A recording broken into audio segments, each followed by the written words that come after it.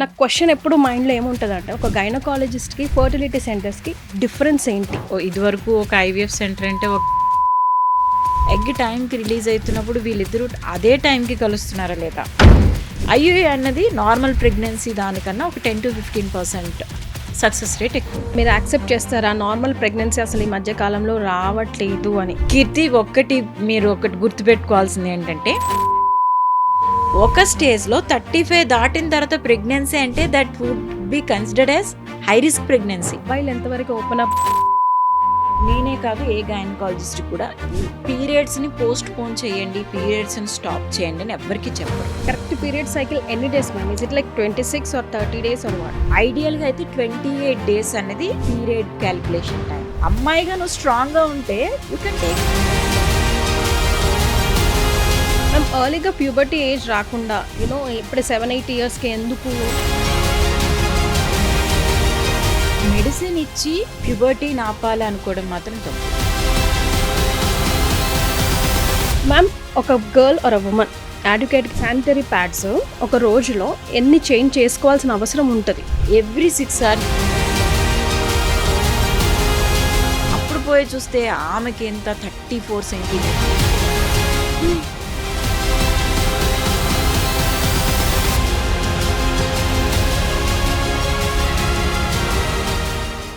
Avis vascular centre మన దేశంలోనే the best varicose vein hospital.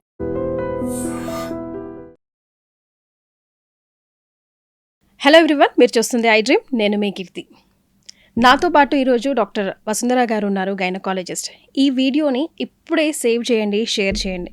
Because మీ ఇంట్లో, మీ చుట్టుపక్కల, మీ ఫ్యామిలీ, ఫ్రెండ్స్, రిలేటివ్స్లో ఉండే ప్రతి ఒక్క ఆడపిల్లకి ఏజ్తో సంబంధం లేకుండా ఎప్పుడైనా కూడా ఈ ఇన్ఫర్మేషన్ ఉపయోగపడుతుంది. సో మీరు ఏదైనా గిఫ్ట్ ఇవ్వాలనుకుంటే this will be the special video for them. So save it and share it right now. Because Vasundhara madam garu నాతో పాటు ఉన్నారు. నమస్తే ma'am, how you doing? Hi Keerthi. Yes ma'am, lot of questions in my brain అనమాట.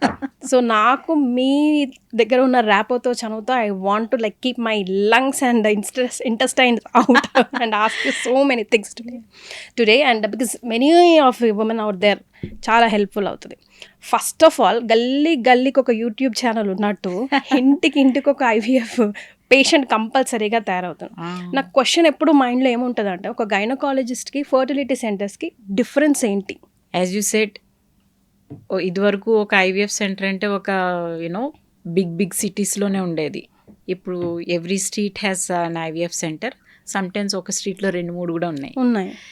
అంత fertility అంత రేంజ్లో పెరిగిపోవటానికి కారణం అంటే లైక్ నిజంగానే ఫెర్టిలిటీ ఇంత ఉందా, లేకపోతే ఫెర్టిలిటీ చేసే డాక్టర్స్ పెరిగిపోయి వాళ్ళ ఓన్ సెంటర్స్ పెట్టుకుంటున్నారా అని అంటే మరి ఆ ఫెర్టిలిటీ సెంటర్స్ రన్ అవ్వకూడదు. ఫెర్టిలిటీ సెంటర్స్ ఉన్నంత మాత్రాన రన్ అవ్వాలని లేదు, పేషెంట్స్ లేకపోతే. కానీ ప్రతి ఫెర్టిలిటీ సెంటర్ కూడా రన్ అవుతుంది బాగానే, డిమాండ్ ఈక్వల్ టు సప్లై అంతే. సో అంటే డిమాండ్ ఉంది, అట్లనే దాని నీడ్ కూడా ఉంది. సో అండ్ యాజ్ సెకండ్ ఇందులో వచ్చేసి ఐవీఎఫ్ సెంటర్కి ఐవీఎఫ్ డాక్టర్కి గైనకాలజిస్ట్కి డిఫరెన్స్ ఏంటంటే, గైనకాలజిస్ట్ ఫస్ట్ ఫెర్టిలిటీ ఇష్యూ ఉన్నది వాళ్ళకి కరెక్టా కాదా ఫస్ట్ బేసిక్ ఎవాల్యుయేషన్, హస్బెండ్ని వైఫ్ని ఎవాల్యుయేట్ చేస్తారు. ఫెర్టిలిటీ ప్రెగ్నెన్సీ ఇష్యూ రావడానికి 50% of the issue from husband, male partner ఉండొచ్చు, 50% ఫీమేల్ పార్ట్నర్ నుంచి ఉండొచ్చు. సో ఎవాల్యుయేషన్లో ఇద్దరిని ఎవాల్యుయేట్ చేయాలి. సో ఫీమేల్లో డిఫరెంట్ టైప్స్ ఆఫ్ ఎవాల్యుయేషన్స్ ఉంటాయి. మేల్ని డెఫినెట్గా ఎవాల్యుయేట్ చేస్తే, ఫీమేల్లో అసలు ఓవులేషన్ సరిగ్గా అవుతుందా లేదా, మెన్స్ట్రువల్ రిలేటెడ్ ఇష్యూస్ ఉన్నాయా, ఎగ్ టైంకి రిలీజ్ అవుతుందా లేదా, ఎగ్ టైంకి రిలీజ్ అవుతున్నప్పుడు వీళ్ళిద్దరూ అదే టైంకి కలుస్తున్నారా లేదా. ఫస్ట్ ఈ బేసిక్ ఇవాల్యుయేషన్ అయిన తర్వాత అండ్ యూట్రస్ ఇవన్నీ బాగానే ఉంటే, అంతా బాగానే ఉంటే ఎందుకు అవటం లేదు, why it is not happening, then internal evaluation start చేస్తారు. ఫస్ట్ ఏమి అగ్రెసివ్ స్కాన్స్, ఇంటర్నల్ ఇవాల్యుయేషన్స్ అవన్నీ చెయ్యరు. సింపుల్ బేసిక్ చిన్న టిప్స్ చెప్తారు, ఇట్లా కలిసి ఉండండి, డేట్స్ చెప్తారు. తర్వాత మీకు స్కాన్స్ చేస్తారు. స్కాన్స్లో ఏమైనా ప్రాబ్లమ్స్ బయటపడ్డాయంటే లైక్ ఫెర్టిలిటీగా ఏమైనా ఫైబ్రాయిడ్స్ కానివ్వండి, ఎండోమెట్రోసిస్ కానివ్వండి, లైక్ ఎండోమెట్రియల్ క్యావిటీలో ఏమైనా సిస్ట్లు ఉన్నా, పాలిప్స్ ఉన్నా, ఇవేమైనా చిన్న చిన్న ప్రాబ్లమ్స్ హిండరింగ్ ప్రెగ్నెన్సీ అంటే దానికి హెల్ప్ చేస్తారు. అండ్ ట్యూబ్స్ ఓపెన్ ఉన్నాయా లేదా టెస్ట్ చేస్తారు. డిఫరెంట్ టెస్ట్ ఇవాల్యుయేషన్స్ అంతా వీళ్ళు చేస్తారు. చేసిన తర్వాత ఇఫ్ ఆ gynaecologist is trained for basic IVF అంటే ఫెర్టిలిటీ ఎయిడ్స్ అంటే ఐయుఐ అండ్ ఐవీఎఫ్ అనేవి అట్ ఏఆర్టీస్ అనమాట, అసిస్టెడ్ రిప్రొడక్టివ్ టెక్నిక్స్. ఐయుఐ వరకు బేసిక్ గైనకాలజిస్ట్ చేయొచ్చు, కానీ ఐవీఎఫ్కి ట్రైనింగ్ ఉండాలి. స్పెషలిస్ట్ అనే మనకి ఒక డిగ్రీ ఉండాలి, ఐవీఎఫ్ ట్రైనింగ్ అయి ఉండాలి. సో ఈ బేసిక్ నీడ్స్ అన్నీ అంటే బేసిక్ ఇవాల్యుయేషన్స్, బేసిక్ హెల్ప్స్ అన్నీ వర్కౌట్ అయిన తర్వాత కూడా ఏం రీజన్ లేదు ఇంకెందుకు అవ్వటం లేదు అని అంటే, అండ్ హస్బెండ్లో ఏమైనా ప్రాబ్లం ఉంది, హస్బెండ్ సైడ్ నుంచి కూడా హెల్ప్ కావాలని అంటే ఫస్ట్ ఐయుఐ చేస్తాం. ఐయుఐ ఈజ్ నథింగ్ బట్ ఒక స్టిమ్యులేటెడ్ ప్రోటోకాల్లో వెళ్ళి స్కాన్ చేస్తూ ఉంటాం. ఎప్పుడు ఒక విమెన్కి ఎగ్ రిలీజ్ అవుతుందో క్యాలిక్యులేట్ చేసి హస్బెండ్ సీమెన్ తీసి ప్రాసెస్ చేస్తాము. అంటే వాష్ చేసి మంచి సిమెన్ తీసుకుపోయి వైఫ్ దాంట్లో ఫీమేల్ పార్ట్నర్లో వేస్తాం. It is like something a kind of a jump. మనం ఒక 10 kilometers ట్రావెల్ చేయాలి. ట్రావెల్ చేసే బదులు మనం ఎవరినైనా ఎత్తుకు తీసుకెళ్ళి అక్కడ పెడితే ఎట్లా ఉంటుంది? It is you know quick one. So semen అనేది వెజైనాలో డ్రాప్ అయిన దగ్గర నుంచి యూట్రస్ ట్రావెల్ చేయాలి, అక్కడి నుంచి ట్యూబ్స్ ట్రావెల్ చేయాలి, మళ్ళీ అక్కడి నుంచి వెనక్కి రావాలి ఫెర్టిలైజర్. సో ఆ ప్రాసెస్లో ఏదైనా ఇబ్బంది అవుతుందంటే ఆ ప్రాసెస్ అంతటినీ కూడా ఐయుఐ మనకి హెల్ప్ చేస్తుంది అనమాట. మొత్తం అంతా సిమెన్ వాష్ చేసేసి దాన్ని డైరెక్ట్గా ట్యూబ్స్ దగ్గరికి వేస్తామన్నమాట. సో ఆ ట్రావెల్ డిస్టెన్స్, ఆ టైం డిస్టెన్స్ని తగ్గిస్తుంది. సో ఐయుఐ చాలా వరకు హెల్ప్ చేస్తుంది. ఐయుఐ అన్నది నార్మల్ ప్రెగ్నెన్సీ దానికన్నా ఒక 10 to 15% సక్సెస్ రేట్ ఎక్కువ ఉంటుంది. ఈ ఐయుఐ కూడా ఒక 5 to 6 cycles చేస్తారు, అప్పటికీ అవ్వలేదు, అప్పుడు ఐవీఎఫ్ చేస్తారు. ఐవీఎఫ్ అనేది ఏంటి అంటే ఫీమేల్కి కొంచెం హయ్యర్ డోసెస్ ఆఫ్ మెడికేషన్స్ ఇస్తామన్నమాట. రెగ్యులర్గా ప్రోటోకాల్డ్ మెడిసిన్ ఉంటుంది.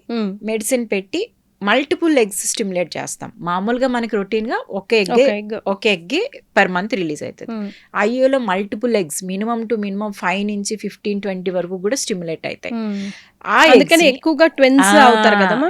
ఆ ఎగ్స్ని ఏం చేస్తామనంటే ఒక పర్టికులర్ టైంలో ఎగ్ కలెక్షన్ అని చేస్తాం. సో పేషెంట్కి అనస్థీషియా ఇచ్చి కింద నుంచి అల్ట్రాసౌండ్ గైడెడ్తో ప్రతి ఎగ్ని కలెక్ట్ చేసేస్తాం. పేషెంట్ నుంచి ఎగ్స్ బయటికి తీసేస్తాం. తీసేసి ఎంబ్రియాలజిస్ట్కి హ్యాండ్ ఓవర్ చేస్తాం. At the same time husband semen ఇస్తారు. ఎంబ్రియాలజిస్ట్ ఏం చేస్తారనంటే నేచురల్గానే ఎగ్గు సీమెన్ కలుస్తుందా, స్పర్మ్ కలుస్తుందా లేదా టెస్ట్ చేస్తారు. అయితే ఓకే, లేదు అని అంటే ఆయనే ఆర్టిఫిషియల్గా రెండింటిని కలుపుతారు. దాన్ని ఇక్సీ అంటారు. ఐవీఎఫ్లోనే నెక్స్ట్ ప్రొసీజర్ ఇక్సీ. సో అది అయిన తర్వాత Day 1 embryo, Day 2 embryo, Day 3 అట్లాగే ఎవ్రీడే టెస్ట్ చేసుకుంటూ వెళ్తారు. Day 5, Day 6, Day 5 embryos quality check చేస్తారు. ఎన్ని ఎంబ్రియోస్ బాగున్నాయో మనకి మళ్ళీ చెప్తారనమాట, ఇన్ని ఎంబ్రియోస్ బాగున్నాయి మీకు అని. అప్పుడు పేషెంట్ కండిషన్ మళ్ళీ మనం చూస్తాము. పేషెంట్ అంతా హెల్త్ వైజ్ బాగుంది అని అంటే ఫ్రెష్ ఎంబ్రియో ట్రాన్స్ఫర్ అంటే అదే సైకిల్లో ఎన్ని ఎంబ్రియోస్ కావాలి అన్నది మనం డిసైడ్ చేసి యూజువల్గా 2 or 3 ఎంబ్రియోస్ పెడతాం. రీజన్ ఏంటి అంటే 3-2 పెట్టినప్పుడు అట్లీస్ట్ ఒక్కటైనా టేకప్ అవుతుంది అనే ఉద్దేశంతో. కానీ ఒక్కొక్కసారి 3 babies అయిపోతాయి, ఒక్కొక్కసారి 2 babies అయిపోతాయి. అందుకే ఈ ఫెర్టిలిటీ ఎయిడెడ్ ప్రెగ్నెన్సీస్ అన్ని ట్విన్స్, ట్రిప్లెట్స్ వస్తూ ఉంటారు. సో రిస్క్ తీసుకోరు. అంత కష్టపడి అంత ఎక్స్పెన్సివ్ ప్రొసీజర్కి వెళ్ళి అంత స్ట్రగుల్ అయ్యి అంత ప్రొసీజర్ అయిపోయిన తర్వాత మీకు ప్రెగ్నెన్సీ రాలేదు, నెగిటివ్ వచ్చిందని అంటే బాధపడతారు కదా. సో ఆ సక్సెస్ రేట్ పెంచేదానికి అట్లీస్ట్ 2 or 3 sacs పెడతారు. సో ఆ శాక్ పెట్టడం వల్ల ఏంటంటే మెనీ టైమ్స్ ఒక్కటే రావచ్చు, 3 పెట్టినా కూడా, కొంతమందికి 3 కూడా రావచ్చు. ఇది ఐవీఎఫ్ ప్రొసీజర్. కానీ ఐవీఎఫ్ చేసేదానికి స్పెషలైజ్డ్ అంటే అందులో ట్రైనింగ్ ఉండాలి. ఐవీఎఫ్ మనకి సర్టిఫికేషన్ ఉండాలి, గవర్నమెంట్ ఆథరైజేషన్ ఉండాలి. మామూలు బేసిక్ ప్రొసీజర్స్ ప్రతి గైనకాలజిస్ట్ కూడా చేయొచ్చు, కానీ ఐవీఎఫ్కి సర్టిఫైడ్ పర్సన్స్ మాత్రమే చేయాలి. Right ma'am, being a senior gynaecologist from KIMS, మీరు యాక్సెప్ట్ చేస్తారా నార్మల్ ప్రెగ్నెన్సీ అసలు ఈ మధ్య కాలంలో రావట్లేదు అని? యాక్సెప్ట్ చేస్తే రీజన్స్? కీర్తి, మీరు ఒకటి గుర్తుపెట్టుకోవాల్సింది ఏంటంటే మనకి ప్రెగ్నెన్సీ ఈ మధ్యకాలంలో రావట్లేదు అని అంటే దానికి మల్టిపుల్ రీజన్స్ ఉన్నాయి. మన చిన్నప్పుడు 23-25కి పెళ్ళి, పిల్లలు, ఫ్యామిలీ కంప్లీట్ అయిపోయింది. ఆ తర్వాత 25 తర్వాత ఆబ్వియస్గా మనము ఒక కైండ్ ఆఫ్ లైఫ్ అంటే చిల్డ్రన్ని టేక్ కేర్ చేసే ఏజ్, మన కెరీర్తో పాటు చిల్డ్రన్ని. ఇప్పుడు పెళ్ళి అనే థాట్ 30 years వరకు ఎవరికి లేదు, అమ్మాయిలకి అబ్బాయిలకి కూడా. ఇదివరకు అబ్బాయిలు కూడా 30 yearsకి పెళ్లి చేసుకోపోతే పెద్ద వాడికి ఇంకా పెళ్ళి అవ్వలే. అసలు అమ్మాయిలు ఇప్పుడు 30 yearsకి they are still thinking. Different attitudes ఉంటాయి వాళ్ళకి. అంటే లైక్ వాళ్ళ ఉద్దేశం వేరు, చదువుకోవాలనో లేకపోతే జాబ్ చేయాలనో, ఎకనామిక్ ఫ్రీడమ్ ఉండాలి, వాళ్ళ కంపాటబిలిటీ కావాలని. ఒకసారి పెళ్ళైన తర్వాత కూడా they are not ready to plan their family. First వాళ్ళ పార్ట్నర్ని అడ్జస్ట్ చేసుకోవటము, లేకపోతే they are trying to set up everything before the child comes. అంటే వాళ్ళకి మా బేబీ వచ్చేటప్పటికే మాకు ఒక ప్రాపర్ హౌస్ ఉండాలి, లేకపోతే నా పార్ట్నర్తో నేను చాలా కంపాటబుల్గా ఉండాలి. ఈ థాట్ ప్రాసెస్, ఈ అండర్స్టాండింగ్ అండ్ ఈ అడ్జస్ట్మెంట్ ప్రాసెస్కి 35 అయిపోతుంది. ఒక స్టేజ్లో 35 దాటిన తర్వాత ప్రెగ్నెన్సీ అంటే that would be considered as high risk pregnancy. అంటే 35 years దాటిన తర్వాత ప్రెగ్నెన్సీ వస్తుందంటే దాంట్లో ఈ జెనెటిక్ అబ్నార్మాలిటీ బేబీస్ వచ్చే ఛాన్స్ ఉంటుంది, ఈ స్పెషల్ చిల్డ్రన్ వచ్చే ఛాన్స్ ఉంటుంది, డౌన్ సిండ్రోమ్ అంటే రకరకాల ప్రాబ్లమ్స్ వస్తాయి, ఎంబ్రియో ఎగ్ క్వాలిటీస్ పడిపోతాయి, అట్లానే హస్బెండ్లో కూడా సిమెన్ క్వాలిటీ పడిపోతుంది అన్న థాట్ వచ్చేది. ఇప్పుడు ప్రతి ఒక్కరూ 35 వరకు ప్రెగ్నెన్సీయే ప్లాన్ చేయటం లేదు. కాబట్టి ప్రెగ్నెన్సీకి కావాల్సిన రిక్వైర్మెంట్ పెరిగిపోతుంది. సో మనకి ఫెర్టిలిటీకి ఒక ఏజ్ ఉంటుంది, మనం ఏ ఏజ్లో గట్టిగా పరిగెట్టగలం. 35sలో 40 yearsలో పరిగెడతాం కానీ 60 years వాళ్ళు సేమ్ పరిగెట్టలేరు. అట్లానే మన ఇంటర్నల్ సిస్టమ్ కూడా ఎగ్ క్వాలిటీ అనేది దగ్గర 20 నుంచి 35 లోపున, 35 ఇన్ అండ్ అరౌండ్, ఇంకా గట్టిగా మాట్లాడితే ఇన్ అండ్ అరౌండ్ 30 ఈ పీరియడ్లో ఎగ్ క్వాలిటీ చాలా బాగుంటుంది. కానీ ఇప్పుడు ప్రెగ్నెన్సీ థాటే 35కి వస్తుంది. సో అప్పుడు వాళ్ళు ప్రెగ్నెన్సీ అప్పుడు స్టార్ట్ చేసిన తర్వాత, అండ్ సెకండ్ ఇంపార్టెంట్, ఇది డిలేడ్, సెకండ్ ఇంపార్టెంట్ ఫ్యాక్టర్ ఏంటంటే frequency of inter course. Husband ఒక దగ్గర ఉంటారు, ఫీమేల్ పార్ట్నర్ ఒక దగ్గర ఉంటారు, వాళ్ళిద్దరు కలిసేది తక్కువ. అండ్ ఒకవేళ కలవాలనుకున్నా చాలా timed inter course, plan inter course చేస్తున్నారు ఇప్పుడు. అంటే లైక్ ప్రెగ్నెన్సీ కోసమే ప్రయత్నం వాళ్ళది, అట్లా ఉంటుంది. సో వాళ్ళకి ఏంది అంటే వాళ్ళకి ప్రెగ్నెన్సీ అనేది వాళ్ళకి ఒక పార్ట్ ఆఫ్ దేర్ ఫ్యామిలీ అన్నట్టు అనుకుంటున్నారు. Now I have to plan my pregnancy, he will be doing his own job, I will be doing my own job. Pregnancy కోసం ఓవులేషన్ పీరియడ్లో మేమిద్దరం కలవాలి. ఆ టైంలో this is happening in a mechanical way, not in a proper natural way. So ఆ రకంగా కూడా delay అవుతుంది.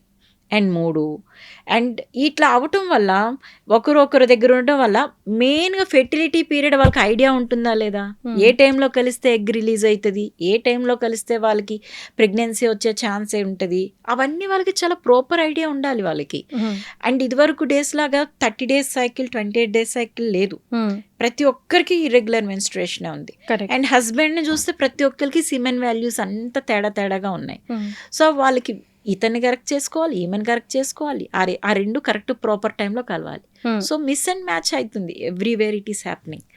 అట్లా. సో మీ ఆన్సర్ నుంచి నాకు మళ్ళీ 2 questions వచ్చాయి మ్యామ్.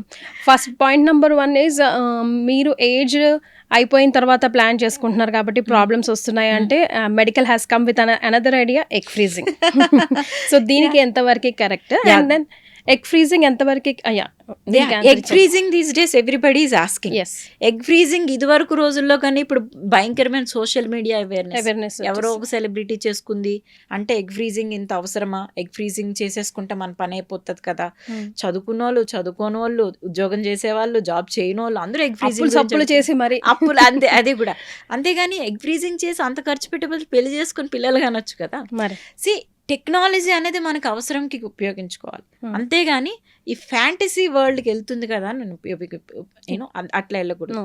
ఎగ్ ఫ్రీజింగ్ అనేది ఇదివరకు రోజుల్లో ఎవరికి చేసేవాళ్ళనంటే మనకి రకరకాల కారణాల వల్ల ఇప్పుడు పెళ్ళి అవ్వదు, లేకపోతే నేను పిల్లల్ని కలలేను, నేను కొన్ని రోజుల తర్వాత వరకు నాకు ఆప్షన్ లేదు అంటే ఆ టైంకి నా ఏజ్ దాటిపోతుంటే ఎగ్ క్వాలిటీ పడిపోతే బేబీస్ జెనెటికల్గా ఎఫెక్ట్ అయ్యే ఛాన్స్ ఉంటుంది కాబట్టి ఎగ్ ఫ్రీజింగ్ చేసుకునేవాళ్ళు. First reason. దానికన్నా గట్టిగా రీజన్ ఏంటంటే ఇప్పుడు కీమోథెరపీ ఉంది. ఇప్పుడు కొంతమందికి పాపం అన్ఎక్స్పెక్టెడ్ మెడికల్ కండిషన్స్ వస్తాయి. రావచ్చు. సో అలాంటి వాళ్ళకి కీమోథెరపీ, రేడియేషన్స్ ఇవ్వాల్సి వస్తుంది. అట్లాంటప్పుడు ఓవరీస్ డ్యామేజ్ అవుతాయి కదా, వాళ్ళకి ఫెర్టిలిటీ డ్యామేజ్ అవుతుంది. అలాంటి వాళ్ళకి ఏంటంటే ముందరే ఆ ఎక్స్పోజర్ కన్నా ముందరే ఎగ్ ఫ్రీజ్ చేస్తాం. అసలు ఎగ్ ఫ్రీజింగ్ పర్పస్ అది. వాళ్ళకి దేవుడు ఇచ్చిన వరం, అది డాక్టర్ ఇచ్చిన వరం. in fact. అది టెక్నాలజీ ఇచ్చింది, డాక్టర్ కూడా కాదు, టెక్నాలజీ ఇచ్చింది. Correct ma'am. కాకపోతే ఇప్పుడు ఏమైంది, ప్రతి ఒక్కరూ రకరకాలు, అంటే మేబీ ఇన్ఫ్లుయెన్స్ వలనో. మీ దగ్గరకు వస్తే పేషెంట్స్ ని ఎలా కన్విన్స్ చేస్తారు మ్యామ్? నేను మేమైతే ఫస్ట్ పెళ్లి చేసుకోమని చెప్తాం అందరికి. మేము we have 5 gynaecologist, we are all working together. మేమందరం ఒక సేమ్ నోట్ మీద ఉంటాము. ఫస్ట్ మీ రీజన్స్ ఏదైనా కానివ్వండి, వాళ్ళకి డెఫినెట్గా వాళ్ళ పర్సనల్ రీజన్స్ ఉంటే మనం అందులోకి దూరి మరి వెతికి పట్టుకొని చెప్పలేము. చెప్తే మనల్ని బ్యాడ్ డాక్టర్ అంటారు. అట్లా చెప్పాం. సో కాకపోతే ఏం చేస్తామనంటే మీ పనులన్నీ మీరు చేసుకోండి, మీరు జాబ్ చేయండి, మీరు ఎక్కడికైనా వెళ్ళండి, మీ గోల్స్ అచీవ్ చేయండి. బట్ సైమల్టేనియస్లీ కెరీర్ని ఎలా అయితే ఇంపార్టెన్స్ ఇస్తారు, ఫ్యామిలీ లైఫ్ అంతే ఇంపార్టెన్స్. మీకు ఈ 20s నుంచి 30 years వరకు ఉండే సెక్షువల్ ఏమనాలి, సెక్షువల్ ఎన్హాన్స్మెంట్స్ కానీ, సెక్షువల్ స్టిమ్యులేషన్స్ కానీ, సెక్షువల్ ఇంట్రెస్ట్ కానీ 40s తర్వాత ఉండవు. 40s తర్వాత మీ హార్మోనల్ చేంజెస్ మారిపోతూ ఉంటాయి, మీ సైకలాజికల్ యాటిట్యూడ్స్ మారిపోతూ ఉంటాయి. ఏ టైంలో జరగాల్సిన ముచ్చట ఆ టైంలోనే జరగాలి. ఆ తర్వాత జరిగితేనే ఇప్పుడు ఉపయోగం ఉండదు. అండ్ గట్టిగా మాట్లాడితే ఇప్పుడు టెక్నాలజీ పెరిగింది, మనకి ఇంత ఏమనాలి ఫెసిలిటీస్ వచ్చేసాయి. ఓకే, అన్నీ ఆలోచిస్తున్నాం కానీ మన age at you know where we end our life అనేది మారటం లేదు. In and around 70s everybody has to move out some or other way. 35 yearsకి నువ్వు ప్లాన్ చేసుకొని 40 yearsకి నువ్వు చైల్డ్ పెంచితే, బర్త్ ఇస్తే, ఇన్ అండ్ అరౌండ్ ఆ బేబీ పెరిగేటప్పటికి నువ్వు హెల్ప్ చేయాల్సిన సిచ్యువేషన్ ఎక్కడ ఉంటుంది? అట్ ద సేమ్ టైం వాడు peak of the age 20s 30 మధ్యలో వాడు కెరీర్ వెనకాతలు పరిగెడుతూ ఉంటాడు. ఆ బేబీ వచ్చేసి వాడి కెరీరే చూసుకుంటాడా, మిమ్మల్ని హాస్పిటల్ చుట్టూ తిప్పుతూ ఉంటాడా? అదే అవ్వాల్సిన టైంలో అయ్యి ఉంటే నువ్వు నీ బేబీకి సపోర్ట్ చేస్తుండేవాడు, వాడు నీకు వచ్చి సపోర్ట్ చేస్తాడు. ఇది ఇక్కడ మిస్ మ్యాచ్, ఎంత మిస్ మ్యాచ్ అవుతుంది. మీ ఓన్ కెరీరు, మీ మీ గోల్స్ అండ్ మీ కంఫర్ట్ జోన్సే చూసుకుంటున్నారు, కానీ లేటర్ ఎఫెక్ట్స్ గురించి ఆలోచించడం లేదు. 60 yearsకి మనకు సమ్మర్ అదర్ డిసీజ్ వస్తుంది. అది నేచర్ బై డిఫాల్ట్. మనం ఎంత ఎలాన్ మస్క్ అయినా కానీ we have to deal it. ఆ టైంకి మనకు రావాల్సింది మనకు వచ్చినప్పుడు, మన 20 years వాడు ఏమి స్ట్రగుల్ అవుతా ఉంటాడు. మనం అనవసరంగా వాడిని స్ట్రగుల్. అసలు ఇప్పుడున్న పిల్లలు అదే డైరెక్ట్ మొహం మీద అనేస్తారు, స్ట్రాంగ్ లేవు మమ్మ, అందుకే నేను ఇంత వీక్ గా ఉన్నా అనేస్తారు. అదే కదా. అండ్ ఆ టైంలో మనం వాళ్ళకి ఎంత సపోర్ట్ చేయాలి? సో ఆ సపోర్ట్ ఉండదు. సో మనం వాళ్ళకి సపోర్ట్ చేయాలి, వాళ్ళు మనకి సపోర్ట్ చేయాలి. అలా సిస్టమ్ అనేది సర్కిల్ తీసుకెళ్తూ ఉండాలి. అదే లెగసీ కంటిన్యూ అవుతుంది. మనం అనవసరంగా అది బ్రేక్ చేసి మనము వాళ్ళకి హెల్ప్ అవట్లేదు, వాళ్ళు మనకి హెల్ప్ అవటం లేదు. ఇప్పుడు 2-3 కైండ్ ఆఫ్ పీపుల్ని మనం చూస్తున్నాం మ్యామ్. ఇప్పుడు ఎగ్ ఫ్రీజింగ్ అనేది ఒక పరాకాష్ట అయితే, లివింగ్ ఇన్ రిలేషన్షిప్ అనేది ఇంకో పరాకాష్ట. అక్కడ మాకు వద్దండి, ఇప్పుడే అనుకోకుండా అయిపోయిందండి, ఇలాంటివి చాలా మీరు డే టు డే లైఫ్లో చూస్తూ ఉంటుంటారు. సో మీ మైండ్కి వచ్చిన బాబోయ్ ఈ పిల్లలు ఇలా ఎలా తయారవుతున్నారు ఏంటి, వీళ్ళని ఎలా సెట్ చేయడం, ఇది కాదు life. Being a doctor your self, ఎంత ఫార్ మైండెడ్గా ఉన్నా కూడా కల్చర్ రూటెడ్లోనే మనకి బీయింగ్ అన్ ఇండియన్స్ ఉంటుంది కదా. సో అలాంటి కేసు ఏదైనా డీల్ చేశారా? ఎలా డీల్ చేశారు? ఇదివరకు రోజుల్లో అసలు మేము అంటే మేము డయాగ్నోస్ చేయాలి ఏదైనా ఒక కండిషన్ వస్తే, దీనికి రీజన్ ఏమై ఉంటుంది అన్నది మేము ఇండైరెక్ట్గా డయాగ్నోస్ చేయాలి. అందులో వన్ ఆఫ్ ద క్వశ్చన్స్ మేము పోక్ చేయాల్సింది ఏంటి అంటే, వాళ్ళు ప్రెగ్నెంటా కాదా అన్నది పోక్ చేయాలి. ఆ ప్రెగ్నెంటా కాదా అని పోక్ చేయడానికి మాకు చాలా జడుపు వచ్చేది వాళ్ళని అడగాలంటే. ఆరు సెక్షువల్లీ యాక్టివ్, మీకు ఏమైనా ప్రెగ్నెన్సీ ఎక్స్పెక్ట్ చేస్తున్నారా అని అడగాలంటే మాకు చాలా మాకే ఒక రకమైన గిల్ట్ వచ్చేది. కానీ ఇప్పుడు హ్యాపీగా కంఫర్టబుల్గా 18-year-old గర్ల్ కూడా చక్కగా చెప్తుంది ఐఎమ్ సెక్షువల్లీ యాక్టివ్ అని. అంటే అది ఎంత అడ్వాన్స్మెంట్ అయిపోయిందా, అది వాళ్ళు అంటే లైఫ్ ఇంత చేంజ్ అయిపోయిందా అని ఇంటర్నల్గా మేము అనుకొని మేము అసలు ఏం మాట పడటం లేదు. ఫస్ట్ క్వశ్చన్ వాళ్ళని అదే అడుగుతున్నాం, are you pregnant, are you sexually active అని. అసలు మనం ఒకవేళ పొరపాటున ఆ క్వశ్చన్ అడిగి తర్వాత ఏదైనా మనం వాళ్ళకి ఎందుకు వై అని అడిగితే వాళ్ళు మా గురించి బ్యాడ్ కమెంట్స్ కూడా రాస్తారు. This doctor is judging us, this doctor is judging us. మనం అడగకూడదు. మనం ఏదైనా క్వశ్చన్ వాళ్ళు చేసిన తప్పు కన్నా మనం వాళ్ళకి చేసింది తప్పైనా కానీ మనం చాలా నవ్వుతూ అడగాలి. Are you pregnant, are you sexually active, అంతే, ఎస్ ఆర్ నో. అంతేగాని వై అని అడిగామా మనం బ్యాడ్. గూగుల్లో రాస్తారు, గట్టిగా మాట్లాడితే బోర్డులు రాసి వెళ్తారు, లేకపోతే వాళ్ళకి తెలిసిన 10 మందికి చెప్తారు this doctor is judging us అంటారు. So we don't have any answer for that. So whatever is the way we are there to treat. చూడాలి, డ్యూటీ చేయాల్సిందే. సో అప్పుడు ఏం చేస్తాము, ఫస్ట్ వీల్ అసెస్ సిట్యువేషన్ ఇది అని అంటే వాళ్ళకి ఇప్పుడు యూనో మన social rules and social acts బట్టి కూడా సర్టెన్ గైడ్లైన్స్ ఉన్నాయి. ఇన్ని వీక్స్ వరకు ప్రెగ్నెన్సీ వస్తే ఇట్లా చేయాలి, అండ్ బియాండ్ దట్ ఎంత వరకు వస్తే ఇట్లా చేయాలి, ఇవన్నీ కూడా ఉన్నాయి. సో దానికి అబైడ్ అయ్యి మనం లీగల్గా ఏమీ ప్రాబ్లం కాకుండా, అట్ ద సేమ్ టైం పేషెంట్కి లీగల్గా ఏమీ ప్రాబ్లం కాకుండా ఏమేం వేస్ ఉన్నాయో అవన్నీ మేము చెప్తాము. What if the cross that period ma'am, ఆ వీక్స్ క్రాస్ అవుతాయి? డెఫినెట్గా we have to inform the authorities. వాళ్ళు ఆ తర్వాత ఇప్పుడు మనం గట్టిగా లా మాట్లాడితే వాళ్ళు ఇంకొక దగ్గరికి వెళ్తే వెళ్ళనండి, ప్రాబ్లం అయితే కాదు. కాకపోతే వాళ్ళు పర్టికులర్ పేరెంట్స్నో లేకపోతే రెస్పెక్ట్ లీగల్ ఫార్మాలిటీస్ ఏమున్నాయో అది ఫాలో అయ్యే వెళ్ళాలి. అని మెనీ పీపుల్ వాళ్ళు రకరకాలుగా వాళ్ళ ఇష్టం ఏదైనా, వాళ్ళు ఇప్పుడు గూగుల్ నాలెడ్జ్ వచ్చేసింది, విపరీతమైన ఇంటర్నెట్ నాలెడ్జ్ వచ్చింది, వాళ్ళంతటి వాళ్ళే మెడిసిన్ తీసుకుంటారు, వాళ్ళంతటి వాళ్ళే కాంప్లికేషన్స్తో ల్యాండ్ అప్ అయిపోతారు, అండ్ వాళ్ళ ఫ్రెండ్స్ చెప్పేస్తారు. లేదనంటే ఇంకా మిగిలిన పాస్ట్ ఎక్స్పీరియన్సెస్ యూజ్ చేస్తూ ఉంటారు అట్లా. So what is the youngest age you have dwelt పెళ్లి కాకముందు ప్రెగ్నెన్సీ? అయ్యో అట్లేం లేదు, ఆల్మోస్ట్ 16-17 years. 16 years. అసలు ఇంకా గట్టిగా మాట్లాడి 16-17 years ఆమెకు ప్రెగ్నెంట్ అని కూడా ఆమెకు తెలీదు. ఆమెకు తెలీదు. 16 yearsకి she only know that she has to be sexually active, అదొకటే తెలుసు. కానీ ప్రెగ్నెన్సీ అంటే 3 months పీరియడ్స్ రాకపోతే ప్రెగ్నెన్సీ చెక్ చేసుకోవాలని కూడా తెలుసు. మదర్ ఐడెంటిఫై చేసి మళ్ళీ తీసుకొచ్చిన మదర్ ఐడెంటిఫై చేసి ఏడుస్తూ ఇంకా 16-year-old గర్ల్కి ఆమెకి ఇంకా చిన్ననే మరి. అంతే కదా మ్యామ్, అంతే కదా, ఇంటర్ సెకండ్ ఇయర్ అంతే. ఆ మదర్కి ఆమె చిన్నపిల్లనే, కానీ ఆమె చాలా పెద్దగా బిహేవ్ చేస్తుంది. Oh my god ma'am, what you think ఈ జనరేషన్లో అబ్బాయిలు ఎంతవరకు ఓపెన్ అప్ ఉన్నారు? చెకప్స్కి వస్తున్నారా, రావడానికి ఇష్టపడుతున్నారా, లేదా వాళ్ళకి ప్రాబ్లం ఉంది అన్నది family and both of them are accepting, like వాళ్ళు చూపించుకుంటున్నారా ఇదివరకు రోజుల్లాగా కాకుండా? ఇదివరకు రోజుల్లో అయితే చాలా వరకు ప్రెగ్నెన్సీ అండ్ ఫెర్టిలిటీ ఇష్యూస్ అంటే ఓన్లీ అమ్మాయిల చుట్టూ తిరిగేది. కానీ ఇప్పుడు I would definitely say that is 50-50. 50% అమ్మాయిల్లో ఉంటే 50% అబ్బాయిల్లో ఉంటుంది. ఎవ్రీ ఆల్టర్నేటివ్ సిమెన్ అనాలిసిస్ చూస్తే స్పర్మ్ కౌంట్ లో ఉంటుంది, స్పర్మ్ క్వాలిటీ లో ఉంటుంది, యాక్టివ్ ప్రోగ్రెషన్, మోటిలిటీ అన్నీ తక్కువగానే ఉంటున్నాయి. అంటే వాళ్ళకు ఉండే డిఫరెంట్ రీజన్స్ ఉంటాయి. ఈ వాళ్ళకి ఉండేటట్టుగా వర్క్ ప్రెషర్స్ కానివ్వండి, ఈ సోషల్ హ్యాబిట్స్ కానివ్వండి, స్ట్రెస్ కానివ్వండి, అండ్ ఈ radiation exposures, different parameters and లేకపోతే స్ట్రక్చరల్గా ఎనటామికల్ వారికోసిల్ వాళ్ళ డిఫెక్ట్స్ కానివ్వండి, అట్లా డిఫరెంట్ రీజన్స్తో అండ్ వాళ్ళకుండే వాళ్ళకుంది.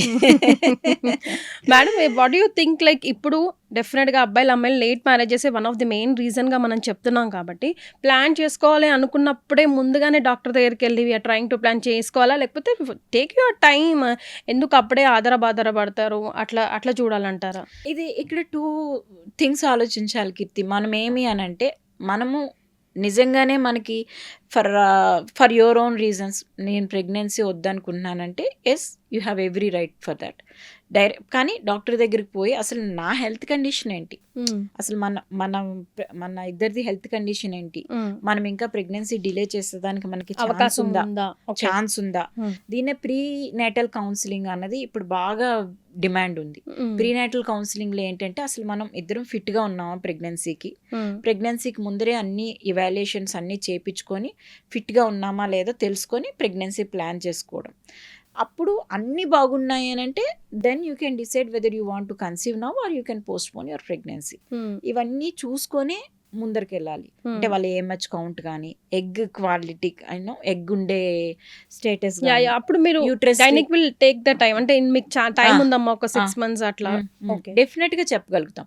కానీ కొన్నిసార్లు మనకి రిజర్వ్స్ తగ్గిపోతూ ఉంటాయి.